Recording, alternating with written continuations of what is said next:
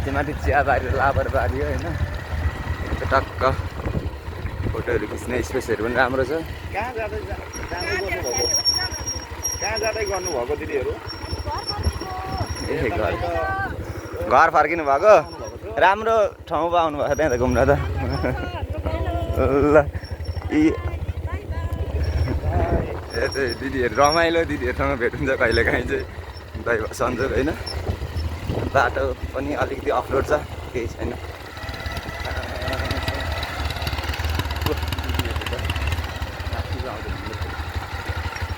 यहाँबाट उता चाहिँ सित्तली हो, सित्तलीको ग्राउन्ड।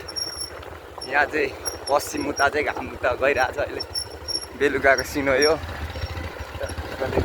तपाईँहरू दर्शक मित्र यहाँ यस्तो दामी मिठो चियाबारी छ। उतापट्टि गोल ग्राउन्ड छ, सित्तली बजार चाहिँ उता हो। यता चाहिँ चियाबारी छ क्या दामी। अझैमा त अर्को डाँडामा त जानै पाइएन होइन। उयो पल्लोपट्टि कस्तो दामी छ।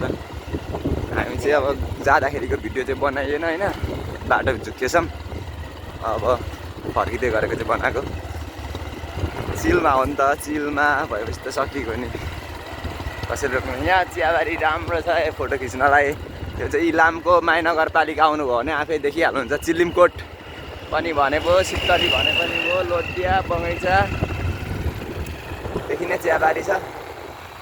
यहाँ देख्नु सक्नुहुन्छ तपाईँहरू सित्तली बजार।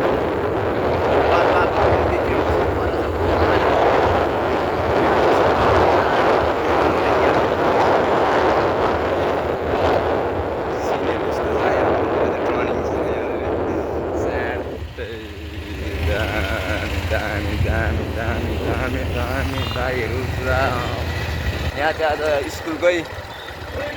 स्कुलहरूको आज क्विजहरू म्याचहरू केही फुटबलहरू नै रहेछ र यहाँ भिडभाड छ। त्यस्तै केही छ। यो सित्तली बजारै यो चाहिँ गाइज सबैजनाले हेर्न सक्नुहुन्छ तपाईँहरू। सित्तली बजार यहाँनिर यहाँ के भन्दै हुन्छ, ट्राफिक चेकको हुँदैछ क्या यहाँ होइन। सित्तली बजार सकिएको नि। हामी यसै गरेर भुपाल दाइकोमा, भुपाल दाइको पनि भाइको नाम के दाइको अरे नाम भुपाल दाइ नै हो।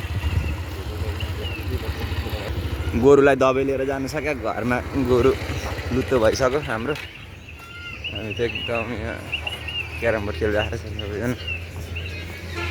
कोही भुपाल दाइ हुनुहुन्न?